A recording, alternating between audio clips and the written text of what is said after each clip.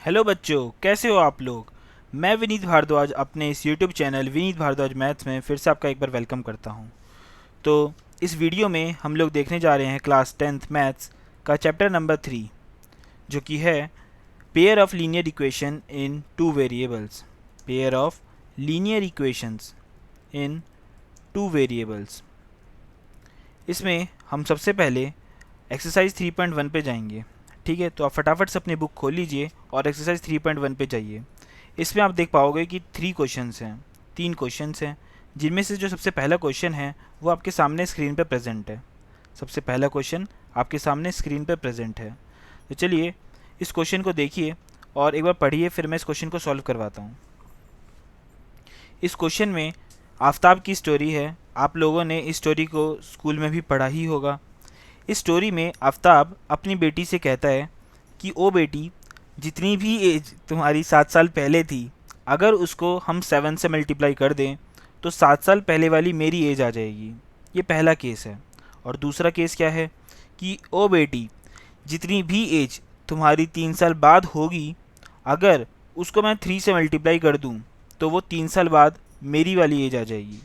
तो ये बहुत ही टंग ट्विस्टर टाइप की कहानी है। इसको जल्दी से समझ में आता भी नहीं है। हम इसको सुनते तो हैं लेकिन हमें समझ में नहीं आता उतनी जल्दी। तो इसको मैं स्टेप बाय स्टेप आपके सामने सॉल्व करवाऊंगा। आप देखिएगा, ये क्वेश्चन आपको बहुत ही ईजी लगेगा। तो चलिए स्टार्ट करते हैं। इसमें सबसे पहले आप यही बताइए मेरे को, क्या आपको आफताब की प्रेजेंट एज पता है? नहीं पता। तो लेट अस अज्यूम कि आफताब की जो प्रेजेंट एज है वो है x। Let present age of Aftab is equal to x years. Aftab की प्रेजेंटेज हमने कितनी मान ली? x years. अब इसके बाद क्या करेंगे? अब हमें उसकी बेटी की एज नहीं पता, तो let daughter's present age is equal to y years. Daughter की प्रेजेंट एज है y ईयर्स। आफ्ताब की प्रेजेंट एज कितनी है? x years. और डॉटर की प्रेजेंट एज है y ईयर्स। ठीक है। अब इसमें देखिए, सबसे पहला जो केस है मैं आपको स्टेप बाय स्टेप समझाता हूँ। देखो, सबसे पहले क्या लिखा हुआ है? 7 ईयर्स अगो, 7 साल पहले। 7 ईयर्स अगो आफ्ताब और डॉटर की एज क्या होगी बताइए? 7 ईयर्स अगो 7 ईयर्स अगो आफ्ताब की जो एज होगी वो कितनी होगी? सपोज आफ्ताब की आज की डेट में एज है 20, तो 7 साल पहले कितनी एज रही होगी उसकी? 13। बिल्कुल सही कहा आपने, 13 रही होगी। सपोज़ आज की डेट में उसकी एज है 30, तो 7 साल पहले कितनी एज रही होगी? 23। बिल्कुल सही कहा आपने। सपोज़ आज की डेट में उसकी एज है 40, तो 7 साल पहले कितनी रही होगी? 33। तो हम कर क्या रहे हैं? बेसिकली 7 को माइनस कर रहे हैं प्रेजेंट एज में से, तभी तो हमें 7 साल पहले वाली एज मिल रही है। सिमिलरली आज की डेट में प्रेजेंट एज आफ्ताब की कितनी है बताइए? x years. तो इसी तरीके से आफ्ताब की 7 साल पहले वाली एज कितनी हो जाएगी बोलो? x minus 7 years. इतना समझ में आ गया होगा आपको। और जो इसकी डॉटर है उसकी एज कितनी हो जाएगी? आफ्ताब की जो डॉटर है उसकी एज कितनी हो जाएगी? आज की डेट में उसकी एज है y ईयर्स, तो 7 साल पहले कितनी एज रही होगी? सपोज़ आज इसकी एज है 10 ईयर्स, तो 7 साल पहले रही होगी 3 ईयर्स। सपोज़ डॉटर की एज है 20 ईयर्स आज, तो 7 साल पहले रही होगी 13 ईयर्स।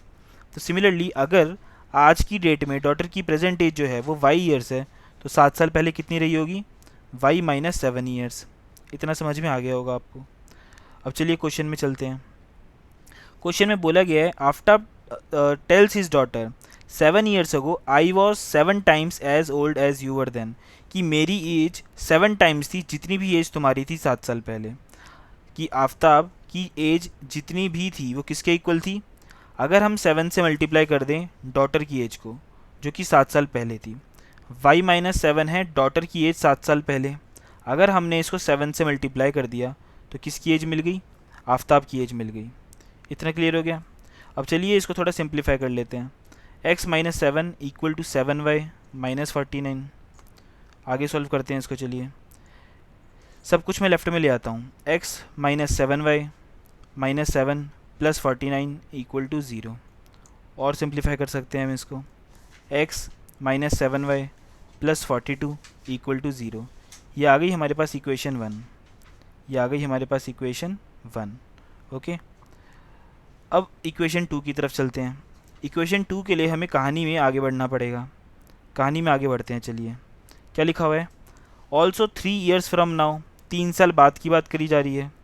3 साल बाद की बात करी जा रही है। अच्छा, आज की डेट में अगर आफ्ताब की एज है x ईयर्स, तो आफ्टर 3 years कितनी एज हो जाएगी आफ्ताब की, बताइए। आफ्टर 3 years आफ्ताब की एज कितनी हो जाएगी, बताइए। आफ्टर 3 years आफ्ताब की एज हो जाएगी x + 3 years। कैसे? मैं एग्जांपल के थ्रू समझाता हूँ, देखो। सपोज़ आज की डेट में आफ्ताब की एज है 20, तो 3 साल बाद कितनी हो जाएगी, 23। सपोज़ आज की डेट में आफ्ताब की एज है 30, तो 3 साल बाद कितनी हो जाएगी, 33। सपोज़ आज की डेट में आफ्ताब की एज है 40, तो 3 साल बाद कितनी हो जाएगी, 43। तो बेसिकली हम कर क्या रहे हैं, +3 कर रहे हैं। प्रेजेंट एज में अगर हमने +3 कर दिया तो हमें आफ्ताब की एज मिल जाएगी 3 साल बाद वाली। उसी तरीके से अगर आफ्ताब की एज आज की डेट में कितनी है, x ईयर्स, जो कि हमने यहाँ पर एज्यूम करा था, तो 3 साल बाद कितनी एज हो जाएगी, x + 3 years हो जाएगी। अब डॉटर की भी बात कर लेते हैं। डॉटर्स एज, यहाँ पर हम लिख देते हैं डॉटर्स एज। तो डॉटर्स एज कितनी हो जाएगी 3 साल बाद? उसके लिए हमें जानना पड़ेगा आज की डेट में उसकी एज कितनी है। डॉटर की प्रेजेंट एज है y ईयर्स, तो 3 साल बाद उसकी भी एज कितनी हो जाएगी, y + 3 years हो जाएगी। इतना आप लोगों को समझ में आ गया होगा, ठीक है। अब चलिए आगे पढ़ते हैं, कहानी में क्या बोला गया है। After 3 years I shall be 3 times age old age you will be, कि मेरी एज 3 times हो जाएगी जितनी भी एज होगी तुम्हारी 3 साल बाद। जितनी भी एज डॉटर की होगी 3 साल बाद, अगर उसको हम 3 से मल्टीप्लाई कर देते हैं तो किसकी एज मिल जाएगी, आफ्ताब की एज मिल जाएगी। तो उसी को हम इक्वेशन की फॉर्मेट में लिखने की कोशिश करते हैं। डॉटर की एज 3 साल बाद y + 3 है। अगर हम इसको 3 से मल्टीप्लाई कर देते हैं तो हमें किसकी एज मिल जाएगी, आफ्ताब की एज 3 साल बाद वाली। 3 साल बाद वाली एज है आफ्ताब की x + 3। 3 साल बाद डॉटर की एज हो जाएगी y + 3। अगर हम उसको 3 से मल्टीप्लाई कर देते हैं तो किसकी एज मिल जाएगी, आफ्ताब की 3 साल बाद वाली एज मिल जाएगी। अब इसको सिंप्लीफाई कर लेते हैं, तो ये हो जाएगा x + 3 = 3y + 9। ओके, अब ये प्लस का 3y है, इसको हम लेफ़्ट में लेके जाएंगे तो ये माइनस का 3y हो जाएगा। +3 पहले से ही लेफ़्ट में है, +9 को अगर मैं लेफ़्ट में लेके जाऊंगा तो ये माइनस का 9 हो जाएगा, = 0। तो ये हो जाएगा हमारे पास x - 3y - 6 = 0। x - 3y - 6 = 0। तो दो इक्वेशंस हमारे पास आ चुकी हैं। अब क्वेश्चन पढ़ते हैं, हमें क्या पूछा गया था। क्वेश्चन में बोला गया था represent this situation algebraically and graphically. Algebraically का मतलब होता है कि हमें दो इक्वेशंस बनानी होती हैं। बेसिकली दो इक्वेशंस हम बना चुके हैं, इनको सॉल्व करने के लिए नहीं बोला गया एल्जेब्रिकली, सिर्फ रिप्रेजेंट बोला है। रिप्रेजेंट का मतलब होता है सिर्फ आपको इक्वेशंस बनानी है। अब हम इसको क्या करेंगे, ग्राफ बनाएंगे इसका। ग्राफ कैसे बनाएंगे, ग्राफ के लिए हमें दोनों इक्वेशंस की टेबल बनानी होती है। उसके लिए मैं आपको नेक्स्ट विंडो पे लेके चलता हूँ। नेक्स्ट विंडो हाजिर हो चुकी है। अब चलिए, दो इक्वेशंस हैं, उनमें से पहली इक्वेशन लिख लेता हूँ सबसे पहले। फर्स्ट इक्वेशन थी x - 7y + 42, x - 7y + 42 = 0। ये हमारी फर्स्ट इक्वेशन थी। सेकंड इक्वेशन इसके राइट में लिख लेता हूँ, जो कि आई थी x - 3y - 6 = 0, x - 3y - 6 = 0। ये हमारी सेकंड इक्वेशन आई थी। अब देखिए, इसकी टेबल बनाएंगे कैसे। ऐसे आपको बॉक्स बनाने लेना है, यहाँ पे लिख दो x, यहाँ पे लिख दो y। सिमिलरली यहाँ पर भी आपको एक बॉक्स बना लेना है, यहाँ पर लिख दो x और यहाँ पे लिख दो y। सबसे पहले हमेशा x की वैल्यू 0 पुट करनी चाहिए हमको। अगर x की वैल्यू 0 पुट कर दी तो ये पूरी की पूरी टर्म कैंसिल हो जाएगी। मैं आपको पुट करके भी दिखाता हूँ। देखो, इस वाली इक्वेशन में अगर x की वैल्यू 0 पुट कर दी हमने, तो 0 - 7y + 42 = 0। मैं लेफ़्ट में लिख भी देता हूँ, पुट x = 0। x = 0 इम्प्लाइज का साइन लगा दिया। अब 0 - 7y हो जाएगा -7y + 42 = 0। -7y को अगर मैं राइट साइड में लेके चले गया तो ये हो जाएगा 7y, 42 इधर ही रह गया। ये 7 और y क्या हो रहे हैं आपस में, मल्टीप्लाई। तो 7 दूसरी साइड में जाके क्या हो जाएगा, डिवाइड हो जाएगा। तो 42/7 = y। तो y की कितनी वैल्यू आ गई, 6। तो y = 6 बिकॉज 7 6 are 42। y की वैल्यू 6 आ गई, उसको मैंने यहाँ पे लिख दिया। अब y की वैल्यू 0 पुट कर देते हैं, वाई की वैल्यू 0 पुट कर देते हैं। वाई की वैल्यू 0 पुट कर दी, गायब हो जाएगा। ये प्लस का 42 राइट साइड में चले जाएगा, तो एक्स की कितनी वैल्यू हो जाएगी, -42। ये मैं आपको लिख के भी दिखा देता हूँ। x minus 7y plus 42 equal to 0 हमारी इक्वेशन थी। x minus 7y plus 42 equal to 0 हमारी इक्वेशन थी। इस बार हमने y की वैल्यू को 0 के इक्वल पुट कर दिया। तो y की वैल्यू को अगर हमने 0 के इक्वल पुट कर दिया तो हो जाएगा x माइनस 7 मल्टीप्लाई में 0 प्लस 42 इक्वल टू 0, तो x प्लस 42 इक्वल टू 0। तो यहाँ से हमारे पास x की वैल्यू आ गई -42। इसको मैं लिख देता हूँ यहाँ पे टेबल में -42। ठीक है, तो दो कोऑर्डिनेट्स आ चुके हैं, 0,6 एंड -42,0।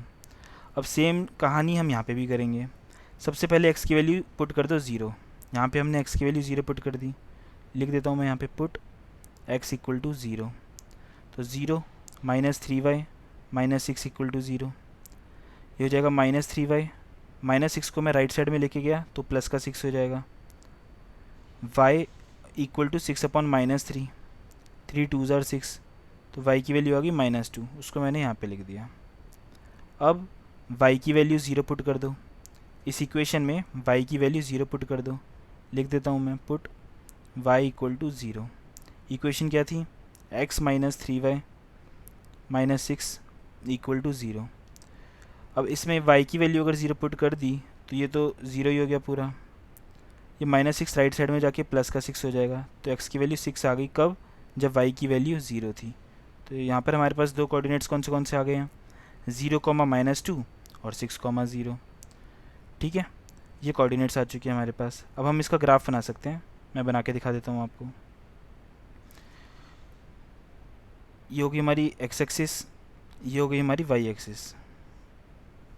ठीक है, अब ध्यान से देखिए, जो x की वैल्यू है वो मिनिमम कितनी गई है, -42, और मैक्सिमम कितनी गई है, 6। तो हम 6 का गैप दे लेते हैं। तो ये हो गया x इक्वल टू 0, 6, 12, 18। सिमिलरली इधर -6, -12, -18, -24। इसको थोड़ा और स्ट्रेच कर देता हूँ मैं ग्राफ को। -24 के बाद आएगा -30, इधर आएगा -36, इधर आएगा -42, इधर आएगा -42। और x की वैल्यू -42,0 तो हमारा यहीं पर आ जाएगा, और 0,6। अब हमें y की भी बनाने हैं, तो y की वैल्यू 1, या एक काम करते हैं 6 ले लेते हैं, 6, 12, 18, सिमिलरली -6, -12 एंड सो ऑन। अब हमें क्या करना है, 0,6 इसको ज्वाइन करना है। 0,6 कहाँ होगा, यहाँ पर होगा कहीं 0,6, और -42,0 यहाँ पर है। इन दोनों पॉइंट्स को ज्वाइन कर दो कुछ इस तरीके से, कर दिया। इसको थोड़ा लेफ़्ट में खींच दिया, इसको थोड़ा सा राइट में खींच दिया। यहाँ पर इक्वेशन का नाम लिख देते हैं ऊपर, x minus 7y plus 42 equal to 0। अब क्या प्लॉट करना है हमें, 0, -2।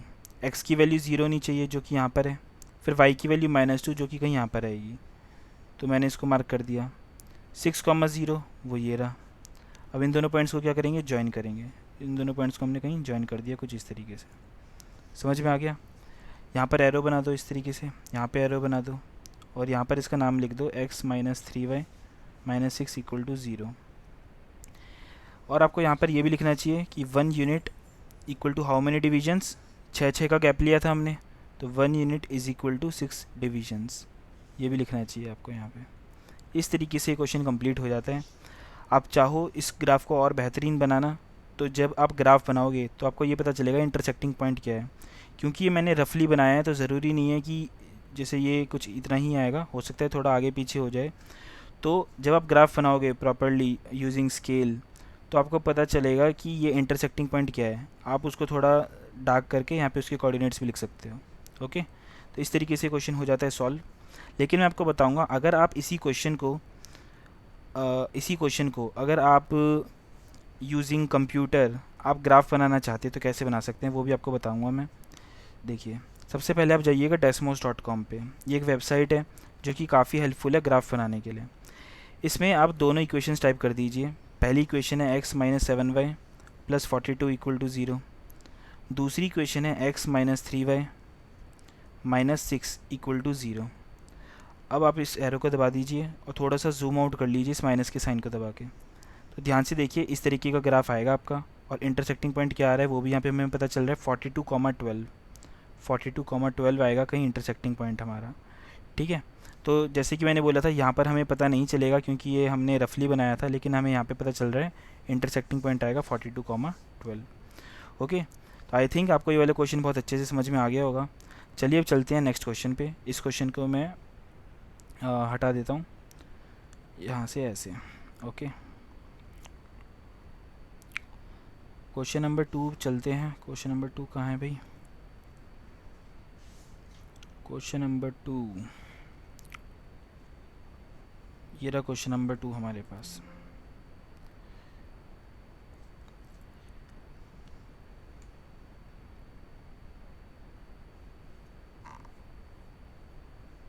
इस क्वेश्चन नंबर 2 में देखिए, यहाँ पर एक क्रिकेट टीम का कोच है जिसने कुछ आइटम्स परचेज़ करे हैं। सबसे पहले उसने 3 बैट परचेज़ करे और 6 बॉल्स परचेज़ करी। कितने रुपीज़ में?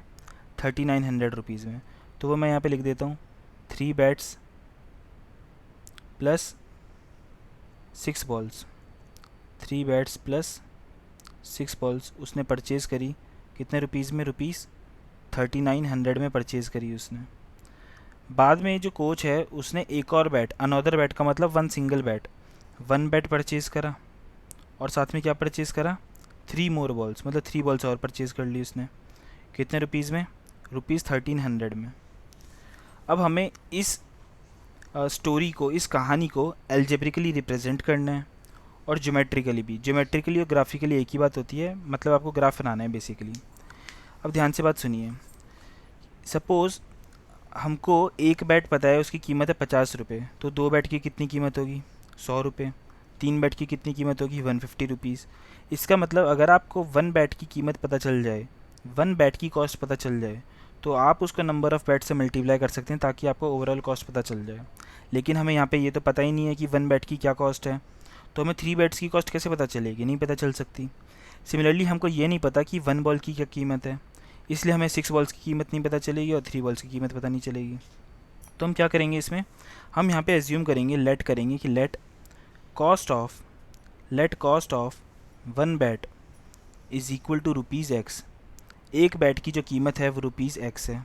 तो आप खुद बताइए, जो कॉस्ट ऑफ 3 बैट्स होगा वो कितना आएगा? कॉस्ट ऑफ 3 बैट्स वो आ जाएगा रुपीज़ 3x, क्योंकि एक बैट की कीमत x रुपीज़, 2 बैट की कीमत 2x रुपीज़, 3 बैट की कीमत कितनी हो जाएगी? 3x rupees. तो 1 बैट और 3 बैट ही खरीदा था, तो हमने सिर्फ 1 बैट और 3 बैट के लिए ही कॉस्ट निकाली। सिमिलरली क्या हमको ये पता है कि 1 बॉल की कितनी कीमत है? उसको भी x मत ले लेना, ज़रूरी नहीं है कि जितने रुपीज़ के बैट आता है उतने रुपीज़ की बॉल है। बॉल की कीमत जो होगी ऑब्वियसली वो अलग होगी। तो यहाँ पर हम फिर से एक बार एजम्पशन कर लेते हैं कि let cost of 1 ball is equal to rupees y. एक बॉल की कितनी कीमत है? वाई रुपीज़ है। तो कॉस्ट ऑफ 2 बॉल्स कितनी हो जाएगी? 2y। लेकिन वो तो हमारी स्टोरी में है ही नहीं, उसका पार्ट है ही नहीं। हमें पता है कि कॉस्ट ऑफ हमें 3 बॉल्स निकालनी है, तो यहाँ पर हम लिख देते हैं कॉस्ट ऑफ 3 बॉल्स।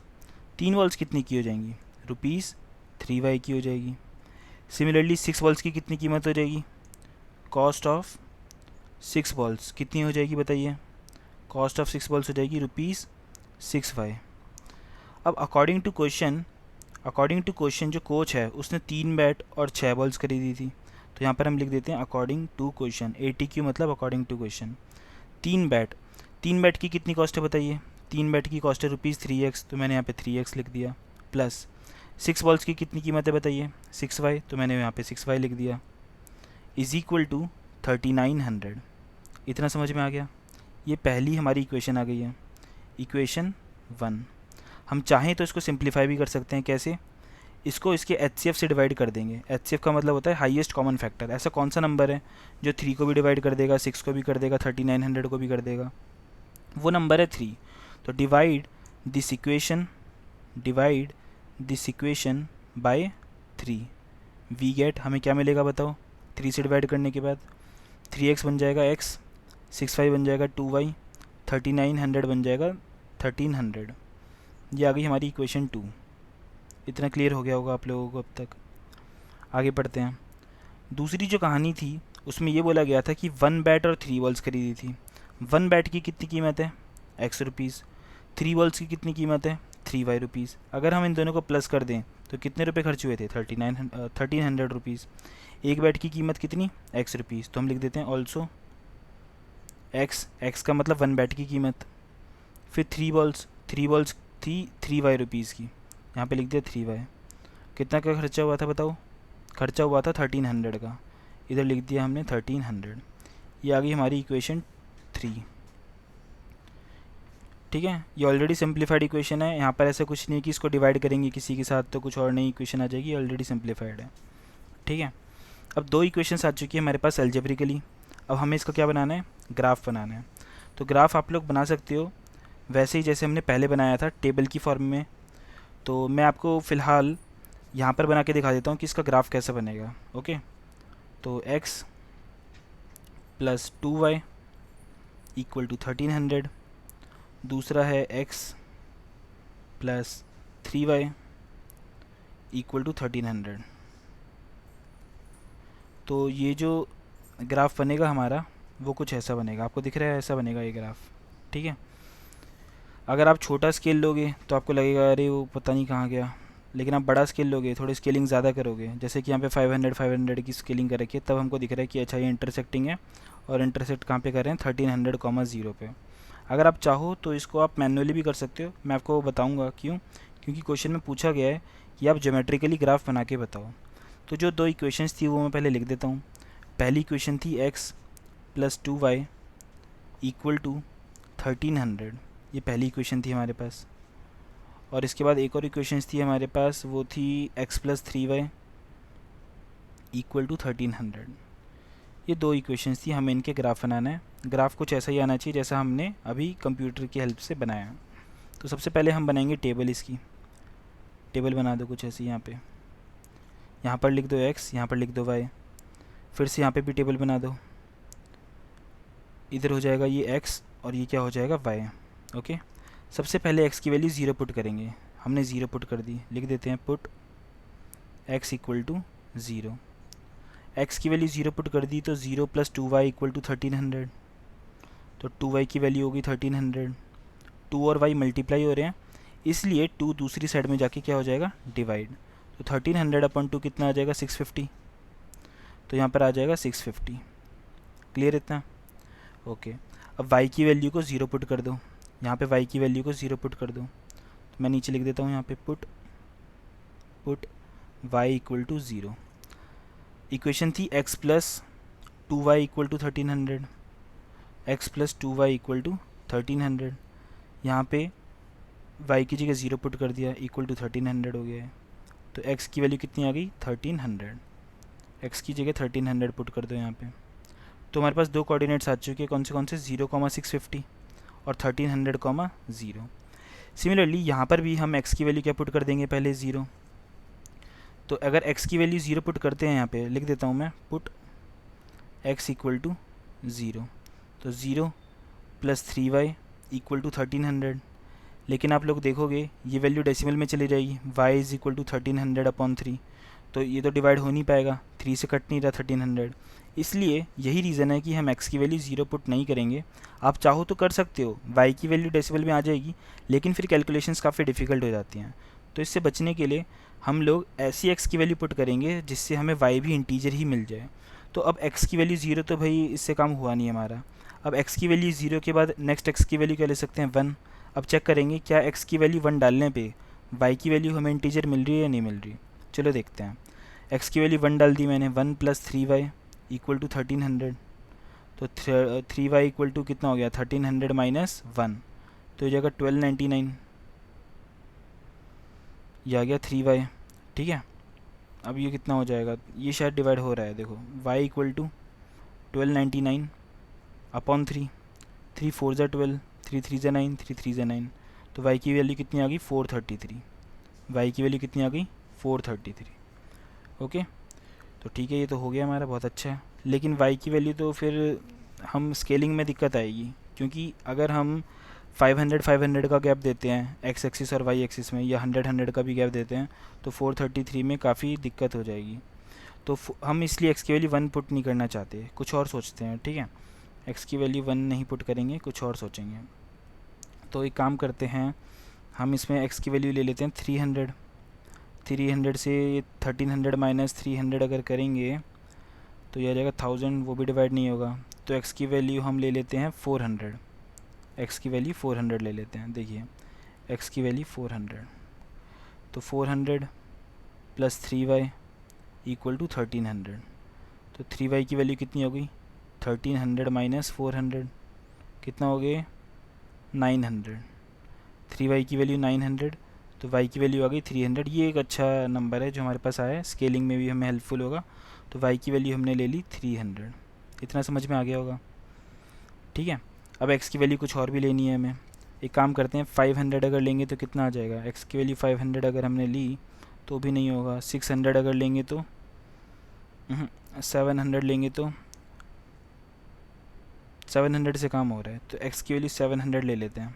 देखिए मैं आपको कैलकुलेशंस करके दिखाता हूँ। x इक्वल टू 700 अगर हमने डाल दिया तो 700 प्लस 3y इक्वल टू 1300, ये हो जाएगा 3y इक्वल टू 1300 माइनस 700, ये हो जाएगा 600।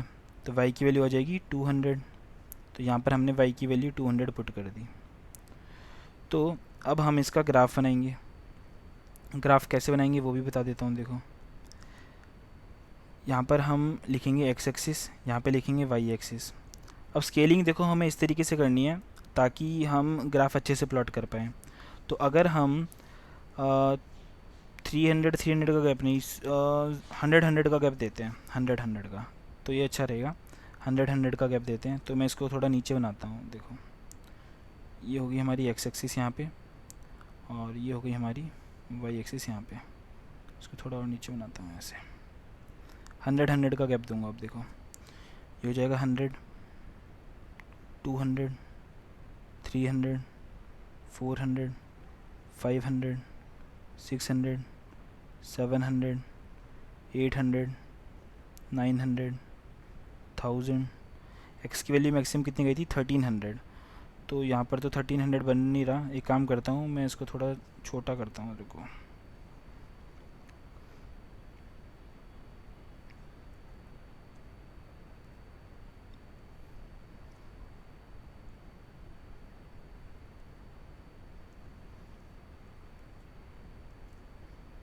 ये लो, मेरे लिए देखो कितना आसान था, लेकिन आप लोग अगर कॉपी पे करोगे तो थोड़ा सा आपको दिक्कत होगी। इसको थोड़ा मैं ऊपर खींच देता हूँ ऐसे, और ये हो जाएगा हमारा 1100, ये हो जाएगा 1200, ये हो जाएगा 1300। इधर लिख देते हैं y। ऐसे ही x की हम प्लॉटिंग कर देते हैं। ये हो जाएगा x की वैल्यू 100, ये हो जाएगा 0, ये हो जाएगा 200, 300, 400, 500, 600, 700 एंड सो ऑन। यहाँ पर x एक्सिस लिख देते हैं। एक दो वैल्यूज़ यहाँ पे ले लेते हैं। यहाँ पे लिख देंगे माइनस x एक्सिस, और यहाँ पे लिख देंगे माइनस y एक्सिस या फिर y डैश एक्सिस, जैसा आपको अच्छा लगे। अब पॉइंट्स देखते हैं कौन से पॉइंट्स हैं। देखिए पॉइंट्स हैं 0,650। x की वैल्यू 0 होनी चाहिए और y की वैल्यू 650। x की वैल्यू 0 और y की वैल्यू 650, वो कहीं यहाँ पर आएगा, यहाँ पे। और x की वैल्यू 1300 और y की वैल्यू 0। x की वैल्यू 1300 लेनी है हमको। ओहो, x की वैल्यू 1300 तो कहीं यहाँ पर आएगी। चलो कोई नहीं, इसको थोड़ा और प्लॉट कर देते हैं। फिर हो जाएगा 900, 1000, 1100, 1200, 1300। ये हो गया x की वैल्यू 1300, वो कहीं यहाँ पर आ जाएगी। अब इन दोनों पॉइंट्स को हम ज्वाइन कर देंगे, इसको और इसको हमने ज्वाइन कर दिया ऐसे। ठीक है, इतना समझ में आ गया होगा आपको। और बाकी के पॉइंट्स भी देखते हैं। देखिए फिर है 400, 300। 400 कहाँ पर है? ये रहा। 300 हमें ऊपर जाना है, तो वो पॉइंट कहीं यहाँ पर हो जाएगा। और फिर है 700, 200। एक्स की वैल्यू 700 ये रही, और फिर 200, वो पॉइंट ये रहा। अब इन दोनों पॉइंट्स को भी हमें क्या करना है? ज्वाइन कर देना है। तो इन दोनों पॉइंट्स को आपको स्केल की हेल्प से ऐसे आप ज्वाइन कर देना। ठीक है, स्केल की हेल्प से आप इन दोनों को ज्वाइन कर देना। अब ये मैंने रफ फिगर बनाई है, जैसा आपको दिख रहा है ज़रूरी नहीं है ऐसा ही बने। तो इस एग्जैक्ट ग्राफ कैसा बनेगा वो मैं आपको दिखा चुका हूँ। एग्जैक्ट ग्राफ कुछ ऐसा बनेगा आपके सामने, ये कुछ ऐसा होना चाहिए। जब आप ग्राफ पेपर पे अच्छे से बनाओगे तो आपको ऐसा ग्राफ दिखेगा पक्का। ये दोनों जो लाइन्स है ये 1300,0 पे इंटरसेक्ट करनी चाहिए, ऐसा आपका ग्राफ बनेगा। ठीक है, चलिए फिर नेक्स्ट क्वेश्चन की तरफ चलते हैं। अब नेक्स्ट क्वेश्चन पे चलते हैं। नेक्स्ट क्वेश्चन क्या है? नेक्स्ट क्वेश्चन, इसको हटा देता हूँ पहले।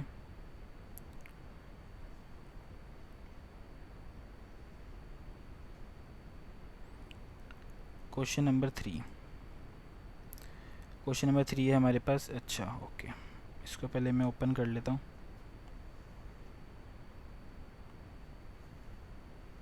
ओके, देखिए सेम उसी पैटर्न पे क्वेश्चन है जो हमारा हमने पहले वाला क्वेश्चन किया था कि 2 kg एप्पल्स, 2 kg एप्पल्स और 1 kg grapes plus 1 kg grapes, इनकी कॉस्ट क्या है बताइए? इनकी कॉस्ट है ₹160, इनकी कॉस्ट है ₹160। आफ्टर अ मंथ, एक महीने बाद 4 किलो एप्पल, 4 kg एप्पल्स और 2 kg ग्रेप्स, यहाँ पे लिख देते हैं 2 kg ग्रेप्स, इनकी क्या कॉस्ट आ जाएगी? ₹1300। इनकी कॉस्ट आ जाएगी इसकी कॉस्ट आएगी ₹300। ओके, तो ये 2 किलो एप्पल और 1 किलो एप्पल इक्वल टू का साइन मत लगा देना पहली बात। तो क्या 2 किलो एप्पल और 1 किलो एप्पल इक्वल होते हैं 160 रुपीज़ के? नहीं, ऐसा तो नहीं होता। इस एरो का मतलब ये है, ये एक इंडिकेशन है कि 2 किलो एप्पल और 1 किलो एप्पल की जो कॉस्ट है वो 160 रुपीज़ आएगी। तो सबसे पहले हम ये पता लगाएंगे कि 1 kg एप्पल की क्या कॉस्ट है। क्या हमको पता है? क्वेश्चन में ऐसा दिया हुआ है? बिल्कुल भी नहीं दिया हुआ। तो हम सबसे पहले एज्यूम कर लेते हैं कि जो 1 kg एप्पल है उसकी कॉस्ट है ₹X। Let cost of 1 kg apples is equal to ₹X। तो इसका मतलब कि जो कॉस्ट ऑफ 2 kg एप्पल्स है, कॉस्ट ऑफ 2 kg एप्पल्स वो कितनी हो जाएगी बताओ? ₹2x हो जाएगी। सिमिलरली जो कॉस्ट ऑफ 4 kg एप्पल्स है, कॉस्ट ऑफ 4 kg एप्पल्स वो कितनी हो जाएगी? वो हो जाएगी ₹4x। इतना आपको अब तक समझ में आ गया होगा। अब चलिए आगे देखते हैं। आगे की कहानी में बोला गया था 4 kg एप्पल्स और 2 kg ग्रेप्स, है ना। तो फ़िलहाल तो हम एप्पल्स की पूरी स्टोरी लिख चुके हैं कि 2 किलो एप्पल कितने के हैं, 4 किलो एप्पल्स कितने के हैं। अब हमको लिखना है ग्रेप्स के बारे में। तो late cost of 1 kg grapes, क्या आपको पता है कि 1 kg ग्रेप्स की क्या कॉस्ट है बताओ? हमको नहीं पता, तो हमने मान लिया वो ₹Y है। तो 2 किलो एप्पल की क्या कॉस्ट हो जाएगी बताओ? Cost of 2 kg grapes, cost of 2 kg grapes हो जाएगी ₹2y। अब कहानी पे वापस चलते हैं। 2 kg एप्पल्स की क्या कॉस्ट है बताओ? ₹2x। और 1 kg ग्रेप्स की क्या कॉस्ट है बताओ? ₹y। अगर हमने इन दोनों कॉस्ट को प्लस कर दिया तो कितनी कॉस्ट आ रही है? ₹160, ये कॉस्ट आ रही है। तो हमने यहाँ पर लिख दिया अकॉर्डिंग टू क्वेश्चन। तो इससे हमारे पास ये पहली इक्वेशन आ गई, इक्वेशन 1। इतना समझ में आ गया होगा। अब आगे देखो, 4 kg एप्पल्स, उसकी कितनी कॉस्ट है? ₹4x, तो वो मैंने यहाँ पे लिख दिया। Plus 2 kg grapes, 2 kg grapes की कितनी कॉस्ट है बताओ? 2y, इक्वल टू कितना रुपया? ₹300। ये इक्वल टू का साइन लगाने का यहाँ पे ये लॉजिक है कि 4x भी कॉस्ट है, 2y भी कॉस्ट है। कॉस्ट प्लस कॉस्ट, एक कॉस्ट आ गई और वो कॉस्ट कितनी आई? ₹300। ये इक्वेशन 2 आ चुकी है हमारे पास। लेकिन ये इक्वेशन 2 सिंप्लीफाइड नहीं है, हम इसको सिंप्लीफाई कर सकते हैं। कैसे? इसको 2 से डिवाइड करके। Divide equation 3 bye 2। इक्वेशन 3 को किससे डिवाइड कर देंगे? 2 से डिवाइड कर देंगे। तो ये इक्वेशन क्या बन जाएगी बोलो? ये इक्वेशन बन जाएगी 2x plus y equal to 150। तो हमारे पास 2 इक्वेशंस आ रखी हैं, इक्वेशन 1 एंड इक्वेशन 3। अब ये इक्वेशन 1 एंड इक्वेशन 3 ये वो इक्वेशंस हैं जो ये दोनों कहानी को रिप्रेजेंट कर रही हैं जो क्वेश्चन में हमें कहानी गिवन थी। लेकिन ये तो फ़िलहाल हमने एल्जेब्रिकली रिप्रेजेंट करा है। अब हमें इसका क्या करना है? ग्राफिकली रिप्रेजेंटेशन करनी है। सबसे पहले मैं आपको इसका ग्राफ बना के दिखा देता हूँ कि इसका ग्राफ बनेगा कैसे। सबसे पहले हमारी जो इक्वेशन थी वो थी 2x plus y equal to 160, ये पहली इक्वेशन थी। दूसरी इक्वेशन क्या है? 2x plus y equal to 150। Okay, ये हमारे पास दो इक्वेशंस थी, इनका ग्राफ कुछ ऐसा है। ध्यान से देखो, आपको लग रहा होगा कि ये ग्राफ कोइंसिडेंट है, लेकिन ये कोइंसिडेंट नहीं है। अगर आप इसको थोड़ा सा जूम करोगे तो आपको पता चलता है कि ये लाइंस कैसी हैं। ये लाइंस है पैरेलल।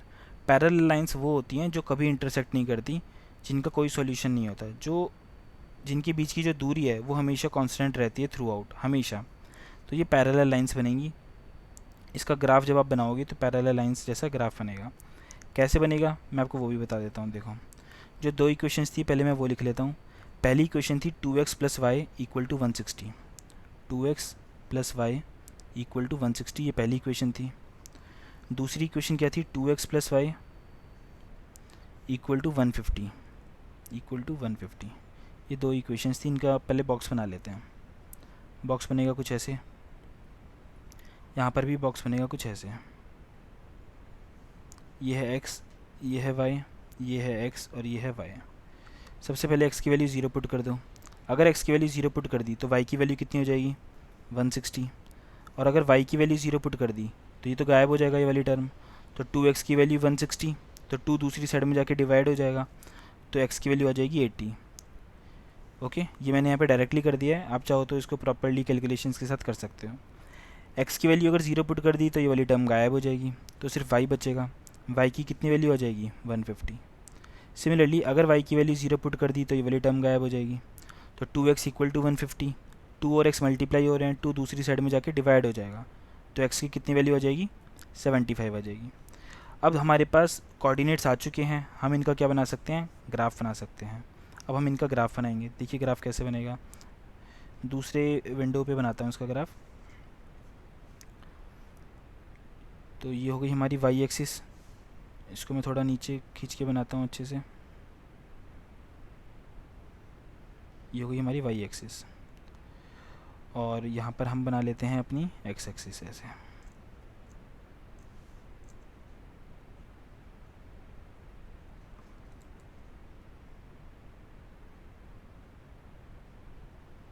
ओके, अब हम इसमें मार्किंग कर देते हैं, प्लॉटिंग कर देते हैं, है ना। तो x की वैल्यू मैक्सिमम जा रही है 80 तक, x की वैल्यू जा रही है मैक्सिमम 80 तक। 10-10 का गैप ले लेते हैं। यहाँ पर मैं 10-10 का गैप दे देता हूँ। 0, 10, 20, 30, 40, 50, 60, 70 और 80, 90 भी लिख देता हूँ, चलो कोई बात नहीं, एक दो एक्स्ट्रा लिख लेना चाहिए।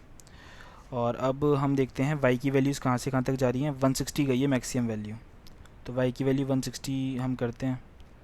यहाँ पर हो जाएगा हमारा 10, ये हो जाएगा 20, ये हो जाएगा 30, 40, 50, 60,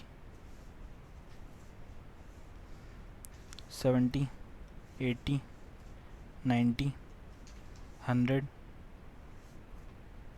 110, 120, 130, 140, 150 आएगा, और यहाँ पर कहीं 160 आ जाएगा। तो मैं मान लूँगा 160 कहीं यहाँ पर आएगा, मैं लिख देता हूँ यहाँ पे 160, यहाँ पे बीच में आएगा 150 कहीं। ओके, अब प्लॉटिंग करते हैं। सबसे पहले आएगा 0,160, तो 0,160 देखो कहाँ पर आएगा, मैं आपको दिखाता हूँ। 0,160, एक्स की वैल्यू 0 यहाँ पर है, इसी एक्स की वैल्यू पे 160 देखो तो वो यहाँ पर आ जाएगा कहीं आगे।